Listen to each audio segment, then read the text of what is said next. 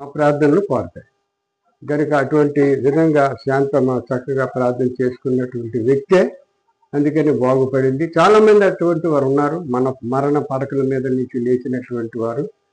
మా ప్రార్థనని కాదు, దేవుడు రక్షించాడు వారికి, వారి ప్రార్థన కూడా వింటాడు. చేసిన తర్వాత, దేవుడు కాపాడిన తర్వాత మరలా ఏం చేయకూడదు, దేవుణ్ణి విడిచిపెట్టకూడదు. దేవుణ్ణి విడిచిపెట్టకుండా కరెక్ట్గా దేవుని యొక్క క్రమములు పాటిస్తూ వెళ్ళాలి. దేవుని క్రమములు పాటిస్తూ వెళ్ళాలి. ఒకవేళ పాటించలేకపోతే మళ్ళీ యేసు ప్రభువుని సిలువేసినట్టే హెబ్రీల్లో ఉంటుంది. ఒకసారి వెలిగింపబడి మరలా అడ్డు తిరుగులు తిరిగితే యేసు ప్రభువుని సిలువేసినట్టున్నట. హెబ్రీ 11-12 ఉంటుంది. మరి ఎటువంటి పరిస్థితుల్లో కూడా మనము దేవుడు మనకిచ్చినటువంటి గొప్ప భాగ్యాన్ని పొందుకోవాలా లేదంటారా? పొందుకోవాలి. చాలా మంది ఉన్నారు ఇక్కడ, మరణ పడకల మీద నుంచి లేచినటువంటి వారు చాలా మంది ఉన్నారు. మరి మన కార్యములు చేసేటప్పుడు మనం ఎవరి కార్యాలు చేయాలి? దేవుని కార్యాలు చేయాలి. చాలా మంది మీలో ఉన్నారు దేవుని కార్యాలు చేసినటువంటి వారు. కొంతమంది దూరంగా అవసరతలు కొలిది వస్తుంటారు, వెళ్ళిపోతుంటారు. వీళ్ళరా స్త్రీలైనటువంటి మీకు నేను ఎక్కువ హెచ్చరించినటువంటి మాటలు ఏంటంటే, కుటుంబముల సమేతముగా మీరే రక్షించుకోవాలి. మీ భర్తలను బిడ్డలను దేవునిలోనికి నడిపించాలి. దేవునిలో అద్భుతమైనటువంటి శాంతి, సంతోషం, సమాధానం ఉంది. శాంతి, సంతోషం, సమాధానం ఉంది. మీరు అనుకుంటారు ఇంట్లో 10 మంది ఉండేటప్పుడు ఒక్కరి చెడ్డవారు ఉంటే కుటుంబం కంటే బాధలే, అవునా కదా? బాధలే. వినండి, ఇక్కడ చిన్న ఒక ఉపమానం మనం చెప్పుకోబోతున్నాం. మోసినియా దేశానికి చెందిన ఒక యవనుడు ఉండేవాడంట. ఆ మోసినియా దేశానికి చెందినటువంటి యవనుడు చాలా డబ్బు కలిగినటువంటి వాడేమో, ఎంతో ప్రాధాన్యత కలిగినటువంటి వాడు, ఎంతో ఉన్నతమైనటువంటి వాడు. కానీ ఆయనకు దేవుడంటే భయం లేదు. ఇష్టానుసారంగా ప్రవర్తించినటువంటి వాడు. మరి తల్లిదండ్రులు ఎటువంటి వారో మనకు తెలియదు. మోసినియా దేశానికి చెందినటువంటి ఆ యవనుడు చాలా సైకో లాంటి మనిషి అనమాట. నా పాటి వారు ఎవరు లేరు, నన్ను ఎవరు లొంగదీయరు, నాకు ఏమీ లోటు లేదు, నాకున్న సత్తువు నాకు చాలు, నాకున్న డబ్బు నాకు చాలు అని గర్వించినటువంటి మహా వ్యక్తి యవనుడు. ఆ యవనుడు ఏం చేశాడంటే, ఇక్కడ ఆ మోసినియా యవనుడు ఇద్దరు భార్యాభర్తలు, ఆస్ట్రియా అని దేశానికి చెందినటువంటి భార్యాభర్తలు, ఆ రాజు వెళ్ళిపోతున్నాడు, ఆ రాజు రాణి వెళ్ళిపోతుండగా అతడు ఏం చేశాడంటే, ఒక మేడ మీద నుంచి వారిని చూసి తుపాకీ పెట్టి కాల్చేసి చంపేశాడు. ఎప్పుడైతే తుపాకీ పెట్టి ఆస్ట్రియా దేశానికి చెందినటువంటి ఆ రాజుని, ఆ రాణిని చంపేశాడో, ఆస్ట్రియా మనుషులు ఊరుకుంటారండి? ఊరుకుంటారా? ఈ మోసినియా దేశానికి చెందినటువంటి ఒక్క యవనుడు, చాలా పెద్ద దేశము, చాలా విస్తారమైనటువంటి దేశము గనుక అక్కడ ఆస్ట్రియా చెందినటువంటి ఆ ప్రజలందరూ కూడా చాలా బాధపడతారు. ఆ రాజు మంచివాడు, రాణి మంచిదే, నడిచి వెళ్తున్నారంటే ఒకసారి ఆలోచించారు. వాళ్ళు మంచి రాజ్య పరిపాలన చేసినటువంటి వారు. అటువంటి వారిని పొగరుబట్టి వారిని చంపడము ఎంతో ఆ ఆస్ట్రియా ప్రజలందరూ కూడా చాలా బాధపడతారు. బాధపడమే కాక ఏం చేస్తారంటే, వారికి ఉన్నటువంటి చక్కని రాజుని, చక్కని రాణిని చంపారని ఇతర దేశాల్ని పురుగొల్పుతారు. ఇతర దేశాల్ని పురుగొల్పి వీళ్ళకి చేశాడు అక్కడ ఉన్నటువంటి యవనుడని చెప్పి అక్కడ ఉన్నటువంటి ఆ మోసినియా దేశానికి యుద్ధానికి ప్రకటించేస్తారు. యుద్ధాన్ని ప్రకటించినటువంటి విధానమును బట్టి అన్ని దేశాలు సహకరించి ఆ యొక్క మోసినియా దేశాన్ని మీద పడతారు.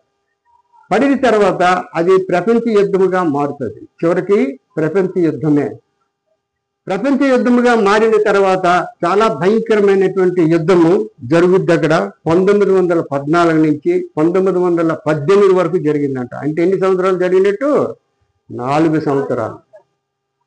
ఈ 4 సంవత్సరాలు భయంకరమైనటువంటి హోరాహోరీ ప్రపంచమంతటి కూడా ప్రపంచ యుద్ధం జరిగిందట. ఆ రోజుల్లో జరిగింది. ఇది భయంకరంగా యుద్ధం జరిగింది. ఎవరి వల్ల అండి? ఒక్క యవనుడు వల్ల. ఒక్క యవనుడి వల్ల అంత భయంకరమైనటువంటి మరి యుద్ధం, ప్రపంచ యుద్ధము 4 సంవత్సరాలు జరిగింది. 4 సంవత్సరాలు జరిగినటువంటి యుద్ధంలో 1,10,00,000 మంది మరణించారు. ఎంతమంది మరణించారమ్మా? 1,10,00,000 మంది. ఎందుకు అది జరిగింది? ఒక్క యవనుడు చేసినటువంటి తప్పును బట్టి చాలా చనిపోయారు. ప్రపంచానికి చాలా దుఃఖం కలిగించాడు. అసలు ప్రపంచానికి ప్రపంచ యుద్ధం ప్రపంచానికి దుఃఖం కలిగించే చాలా భయంకరమైనటువంటి ఒక బాధను తెచ్చాడు. ప్రియమైనటువంటి సహోదరి సహోదరులారా, ఈ రోజుల్లో కూడా మనకు హెచ్చరించినటువంటి ఆ ఉపమానాలు మనకు హెచ్చరికగా ఉంటాయి. నువ్వు ఎంత మంచిదానివవు, నువ్వెంత మంచివాడువవు, నీ ఇంటిలో ఎంత కొద్ది చెడు ఉంటే అదంతా కూడా ఎలా ఉంటుంది తెలుసండి? ఆ ఇంటికి చెడు కాదు, పేటకు చెడు, గ్రామానికి చెడు, అన్నిటికి కూడా చెడు. ఆ ఒక్క మరి ఆ కుర్రోడు పేరు ప్రిన్స్ అంట. ఆ ప్రిన్స్ అన్నటువంటి వాడు చేసినటువంటి ఆ మూర్ఖమును బట్టి ప్రపంచ యుద్ధం 4 సంవత్సరాలు పుట్టుకొని 1,10,00,000 మంది చనిపోవటం జరిగింది. ఇలాగా జరుగుతలేమంటారు. అందరూ కీరగా ఉంటారు, అందరూ కేర్లెస్గా ఉంటారు, దేవుని మాటలు పట్టించుకోరు. ఎన్ని చెప్పినా వారికి చలనం ఉండదు.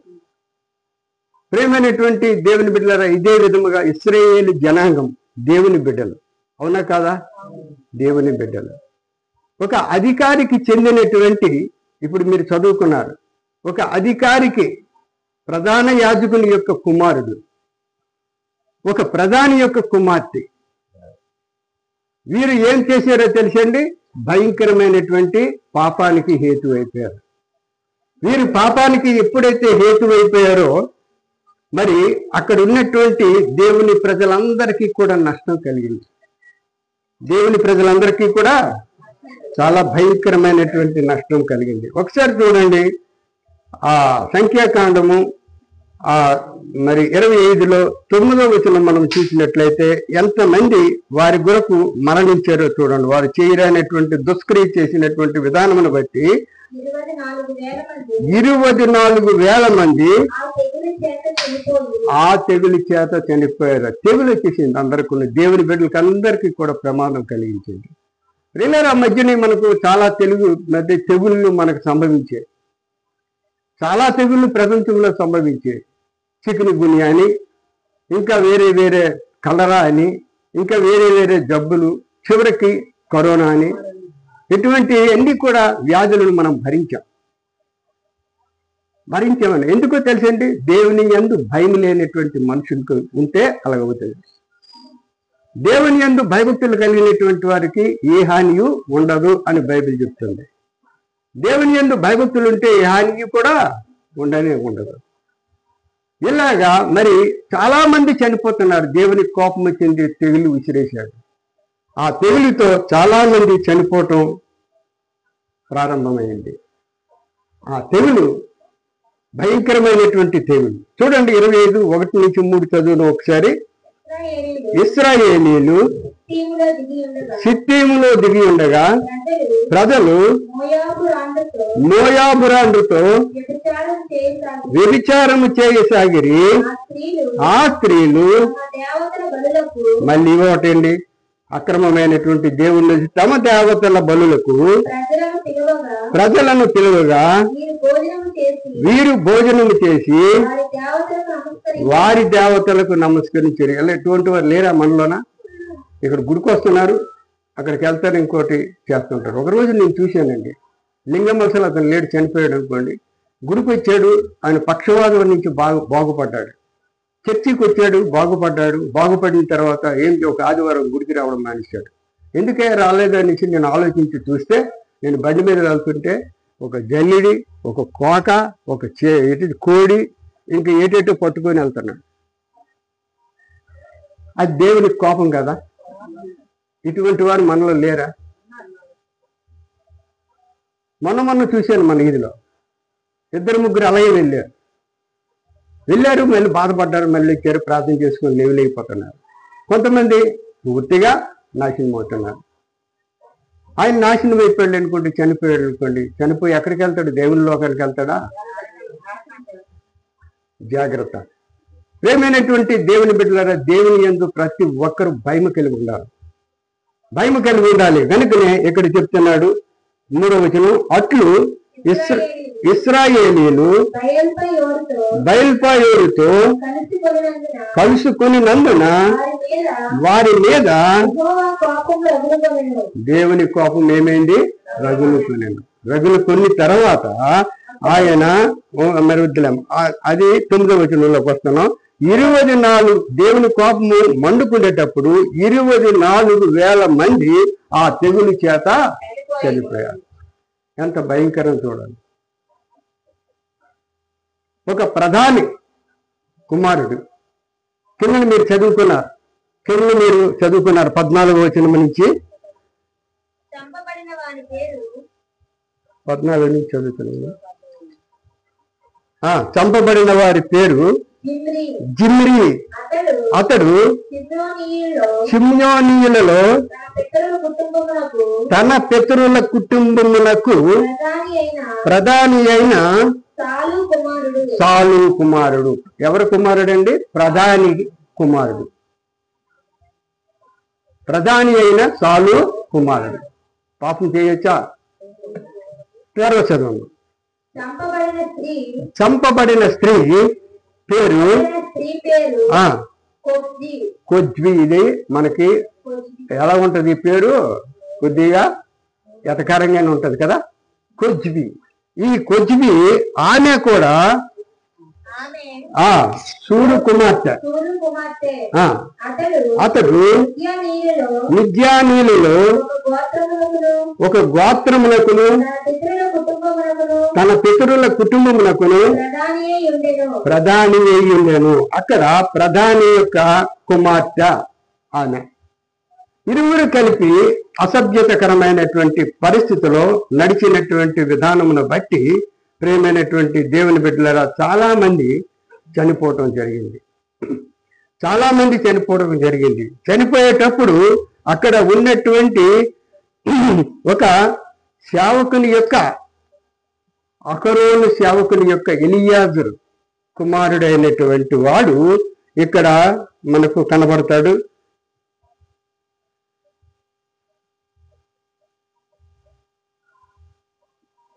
ఆ 7వ వచనం నుంచి చూద్దాం. యాజకుడైన అహరోను మనవడును ఎలియాజరు కుమారుడైన ఫీనెహాసు అది చూచి, ఇతను ఎవరు తెలుసండి? అహరోను మనవడును ఎలియాజరు. అహరోను మనవడు ఎలియాజరు కుమారుడైన ఫినిహోస్ అంటే ఒక దైవ సేవకుని కుమారుడు అని అర్థం. ఈ ఫినిహోసు ఏం చేశాడు? అది చూసి సమాజం నుండి లేచి ఈటను చేత పట్టుకొని పడక చోటికి ఆ ఇశ్రాయేలీయులని వెంబడి వెళ్ళి ఆ ఇద్దరిని అనగా ఆ ఇశ్రాయేలీయుని ఆ స్త్రీని కడుపులో గుండా దూసిపోవునట్లు పొడిచాను. అప్పుడు ఇశ్రాయేలీయుల నుండి తెగులు నిలిచిపోయాను. దేవునికి స్తోత్రం.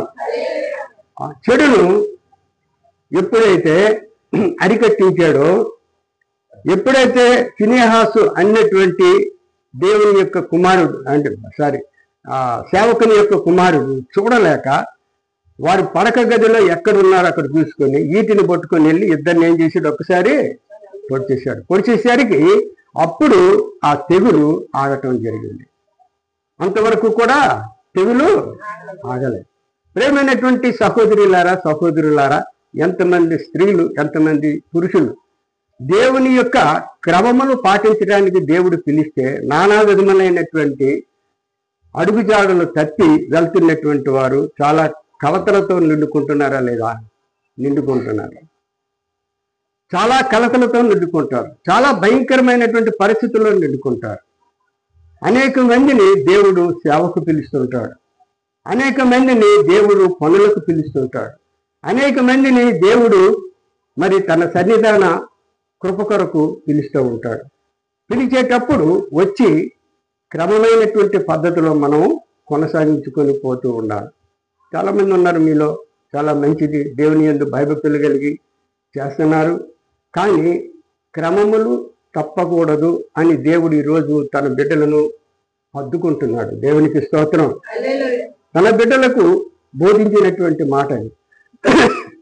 క్రమములు తప్పకూడదు. ఇక్కడ ఈ కుజుబి, ఈ జిమ్మిరి క్రమమును తప్పిపోయారు. దేవుని సేవ చెయ్యాలి, దేవునికి క్రమమును పాటించాలి, దేవుని బిడ్డలలో దేవుణ్ణి స్తుతించాలి, తన యొక్క పుట్టుకలను, తమ యొక్క సమస్తమైనటువంటి పోషణార్థమైనటువంటి కార్యక్రమాలలో దేవునికి విజ్ఞాపన చేస్తూ జీవించబోయే సరే అపవిత్రాత్మకు అప్పగింపబడ్డారు. అపవిత్రాత్ములైపోయారు. అపవిత్రాత్ములైపోయినటువంటి విధానమును బట్టి వారి జీవితం ఏమైందండి? మరణమునకు చెందుకుంది. ప్రేమైనటువంటి దేవుని బిడ్డ 2 తిమోతి 3వ అధ్యాయము 5వ వచనంలో చూసినట్లయితే ఉన్నట్టే మనము ఇక్కడ చదువుకుంటున్నాం. తిమోతికి పత్రికలో పౌలు గారు హెచ్చరించినటువంటి మాట 2వ తిమోతి 3వ అధ్యాయము 5వ వచనంలో చూస్తే, పైకి భక్తి గలవారి వలె ఉండి దాని శక్తిని ఆచరించని వారునే ఇందురు, ఇట్టి వారికి విముఖుడువై ఉండువని ఇక్కడ మామూలుగాను తిమోతి గారు చెప్తున్నారు. తిమోతి గారికి ఎవరంటే పౌలు గారు హెచ్చరిస్తున్నారు. అదే 2 తిమోతిలో 2:22లో చూసినట్లయితే మనకు తెలిసిన మాట ఇది, నీవు యవనేచ్ఛల నుండి పారిపోము, పవిత్ర హృదయులై ప్రభువునకు ప్రార్థన చేయు వారితో కూడా నీతిని, విశ్వాసమును, ప్రేమను, సమాధానమును వెంటాడము. దేవునికి స్తోత్రం. ఇటువంటి స్థితులను అనుసరించినటువంటి వారికి ఏ యొక్క ప్రమాదములు సంభవించవు కదా. దేవుని యొక్క కాపుదల ఉంటారు. కృపాక్షేమములే వారి వెంట వెళ్తూ ఉంటాయి. ప్రియమైనటువంటి దేవుని బిడ్డలారా, అనేక మందిని దేవుడు పిలుచుకుంటుంటే చాలా మంది వెనుక పెట్టేస్తున్నారు. చాలా మంది వెనుక పెడతా ఉంటారు. చాలా మంది వెనుక పెడుతున్నారు. కానీ మన ప్రార్థనలకు, మన యొక్క సమస్తమైనటువంటి ప్రమాదముల నుంచి తప్పింపబడాలంటే దేవునిలో అందరము కూడా నడుచుకుంటూ చాలా మందిని మనము నడిపిస్తూ ఉండాలి. ఎప్పుడైతే నడిపిస్తూ ఉంటామో అప్పుడు భయంకరమైనటువంటి ప్రమాదాల నుంచి తప్పింపబడతాం. మనకు రాబోయే ప్రమాదములు కూడా తప్పింపబడుతూనే ఉంటాయి. మనకు రాబోయే ప్రమాదాలు కూడా తప్పింపబడుతూనే ఉంటాయి. చాలా మంది అటొకడుగు ఇటొకడుగు వేస్తారు. అటువంటప్పుడు ఏదో ఒక రోజు ఆ అడుగు జారిపోయి ఏమవుతాం, మనం ప్రమాదముకు చిక్కుకుంటాం. చాలా మంది మరి ఈ విధముగా పతనమైనటువంటి వారు చాలా మంది లేకపోలేదు. అయినప్పటికీ కూడా మనము, మన కుటుంబాలు దేవునికి ఇంపుగా నడుచుకోవటం మనం నేర్చుకోవాలి. మన బిడ్డలను దేవుని సన్నిధానములకు నడిపించుకోవాలి. మన పురుషులను దేవుని సన్నిధానములకు నడిపించాలి. వారు నడవడానికి ఇష్టం లేకపోతే మనం ఏం చేయాలండి? వెరీ గుడ్, దేవునికి స్తోత్రం. ప్రార్థనతో కొట్టాలి. ఎప్పుడు ప్రార్థనతో కొడతామో దానికి తిరుగులేదు. మరి తిరుగులేదు. మనకు కావలసినటువంటి పరిస్థితుల్లో దేవుడు మనల్ని కాపాడుతూనే ఉంటాడు. ప్రేమైనటువంటి దేవుని బిడ్డలారా, ఇక్కడ ఈ కొజ్బి లేదంటే ఈ యొక్క జిమ్మిరి దేవుని యొక్క క్రమములను పాటించి సేవకులుగా ఉండబోయి సరే కదా, వారు అక్రమం సంబంధమైనటువంటి పరిస్థితులు చేశారు. కనుక వారిరువురిని చంపితే గాని ప్రజలు ఎంతమంది చేయకపోయారు? 24,000 మంది. వారిని బట్టి చివరికి ఎప్పుడైతే ఈ దైవ సేవకుని యొక్క కుమారుడు వారిని ఈటు పట్టుకొని చంపేశాడో అందరికి కూడా తెగులు ఆగిపోయింది. ప్రేమైనటువంటి దేవుని బిడ్డలారా, ఈ రోజు నేను చెప్పినటువంటి మాట ఏంటంటే మనలో ఉన్నటువంటి అక్రమములు, మనలో ఉన్నటువంటి పాతుకుపడుతున్నటువంటి ఏ క్రమములు కార్యములైన వాటిని చంపిస్తే మన జీవితాలు బాగుపడతాయి. దేవునికి స్తోత్రం. మన జీవితాలు అద్భుతముగా బాగుపడతాయి. దేవుడు ప్రకాశింపచేస్తూ ఉంటాడు. దేవుని యొక్క కృప ఎంతో అద్భుతముగా ఉంటుంది. నిన్ను పిలుచుకుంటున్నాడు దేవుడు. ఈరోజు అనేక మంది పిలుచుకున్నటువంటి పద్ధతిని మరిచిపోయి నానా విధములుగా మరి వాళ్ళు ప్రవర్తిస్తూ ఉంటారు. ఆ ప్రవర్తనలు లేకుండా వాటిని చంపి దేవునిలో మనము నడుచుకున్నట్లయితే దేవుడు మనకు ఎప్పుడు కూడా కృపాక్షేమములే మనకు వెంటాడుతూ ఉంటాయి. గనుక ఈ యొక్క కొజ్బి అన్నటువంటి ఆ యొక్క ఇశ్రాయేలు దేవుని ప్రజలో ఉన్నటువంటి ఆ స్త్రీ కొజ్బి అంటే ఇక్కడ దైవజనులు చెప్పారు మోసగత్త. కొజ్బి అంటే మోసగత్త. పురుషులను మోసం చేస్తారు, ఇంటిని మోసం చేస్తారు, సమస్తమును మోసం చేసినటువంటి విధానమును బట్టి ఆమె మోసగత్తి అని పేరు సంపాదించుకుంది. ప్రియమైనటువంటి దేవుని బిడ్డలారా, ఈ రోజుల్లో మరి యేసేబు వంటి పేరు పురుషులు సంపాదించుకోవాలి. ఎస్తేరు వంటి, రూతు వంటి పేరు ఎవరు సంపాదించుకోవాలా? స్త్రీలు సంపాదించుకోవాలి. ఇటు విధమైనటువంటి సంపాదనలో ఉండగలిగితే దేవుడు ఎప్పుడు కూడా ఎక్కడికి కూడా తొట్టిల్లనివ్వడు. గనుక ఇక్కడ మనం చూస్తే ఎఫెసీలో 5వ అధ్యాయము 1 నుంచి 3 వరకు చూస్తే, కావున మీరు ప్రియులైన పిల్లల వలె దేవుని పోలి నడుచుకునిడి, క్రీస్తు మిమ్మును ప్రేమించి పరిమళ వాసనగా ఉండుటకు మన కొరకు తన్ను తాను దేవునికి అర్పణగాను బలిగాను అప్పగించుకొనెను. మన కొరకు అలాగుననే మీరును ప్రేమ కలిగి నడుచుకున్నది. దేవునికి స్తోత్రం. ప్రియమైనటువంటి దేవుని బిడ్డలారా, మన దేవుడు తండ్రి, ఇంకోటి కుమారుడు, ఇంకోటి పరిశుద్ధాత్ముడు.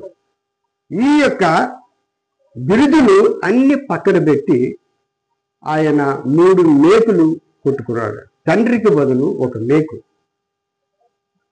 కుమారునికి బదులు ఒక మేకు, పరిశుద్ధాత్మకు బదులు ఒక మేకు. 3 మేకులతో ఆయన శిలువ మరణం పొందుకున్నాడు.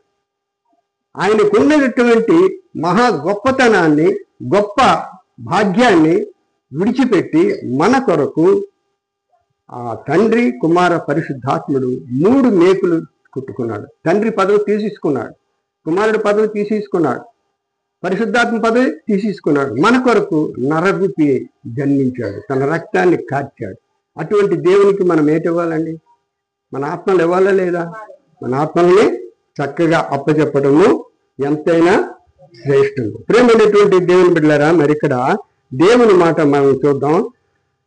3వ యోహాను 1:4 చూస్తే, 1వ అధ్యాయము 4వ వచనంలో, నా పిల్లలు సత్యమును అనుసరించి నడుచుకొనుచున్నారే వినుట కంటే నాకు ఎక్కువైన సంతోషము లేదు. దేవునికి స్తోత్రం.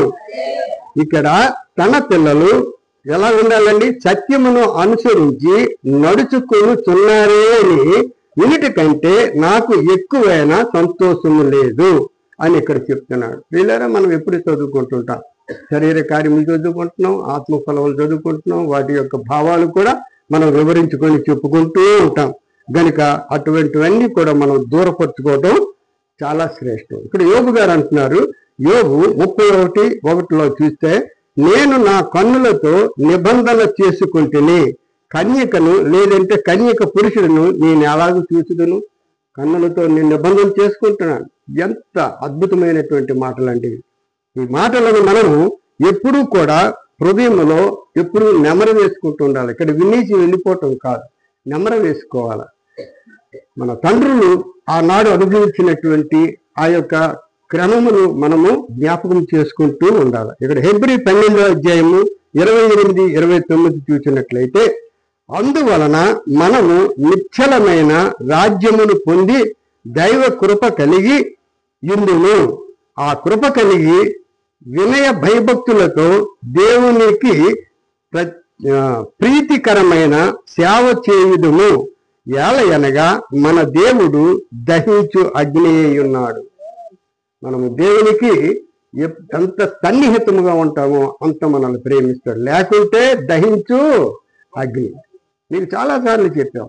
కనుక ఇక్కడ చేసినటువంటి క్రమములు బట్టి ప్రేమైనటువంటి దేవుని బిడ్డలారు అక్కడ ఉంటుంది. 7వ అధ్యాయంలో ఇంటికి వెళ్ళి చదువుకోండి, నేను చెప్పేస్తాను. మీకు తెలుసు, ఆకాన్ అన్నటువంటి వాడు ఉంటాడు. ఎరుకో పట్టణంలో వెళ్ళి అక్కడ ఏది నువ్వు అనుభవించకూడదు. అక్కడ ఎరుకో అంత కూడాను శుభ్రంగా భయంకరమైనటువంటిది.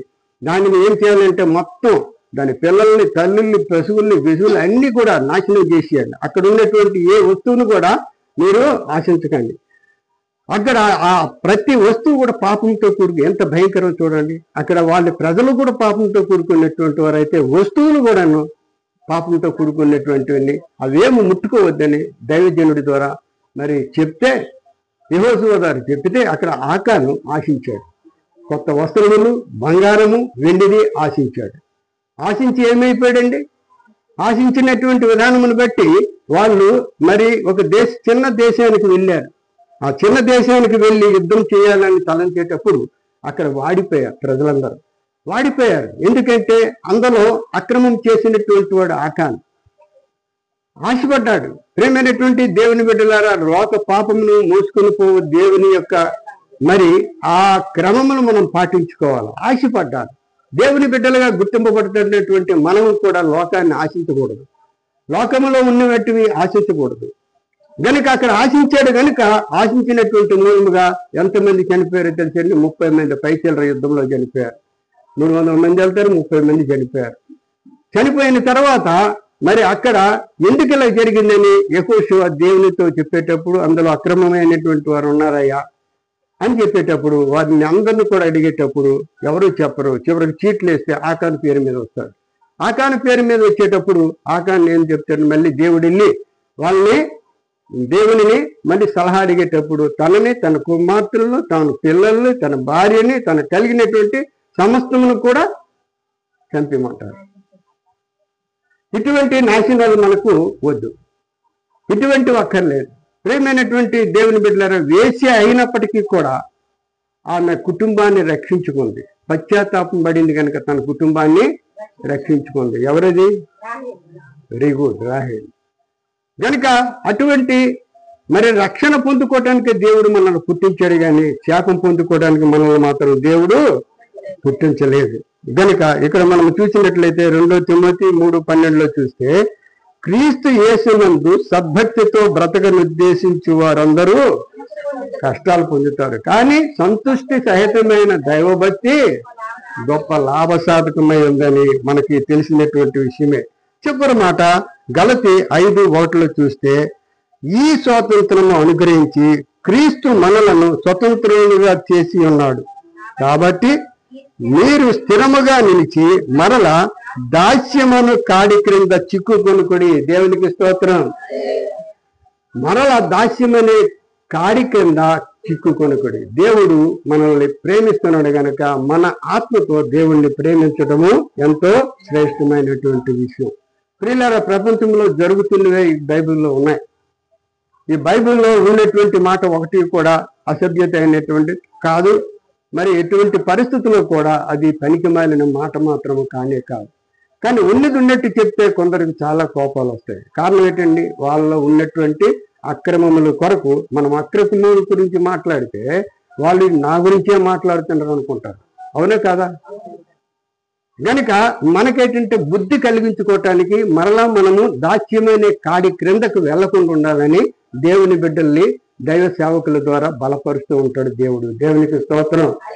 దేవుని బిడ్డల్ని ప్రేమిస్తున్నాడు కనుక బలపరుస్తున్నాడు, కానీ దేవుడు మరి ఎటువంటి పరిస్థితుల్లో వారిని నాశనం చేయటానికి మాత్రము కాదు. గనుక ఎటువంటి పరిస్థితుల్లో మనం బలపరచబడాలి, దేవుని మాటకు లోబడాలి. అమ్మో, ఇలాగ మేము విన్నాం గనుక మనము క్రమములు పాటించుకోవాలి. మన మరణము వరకు క్రమములు పాటించుకోవాలి. మనము గోల్ సంపాదించాలి. ఏం గోల్ తెలుసండి? పరలోక రాజ్యానికి దారి.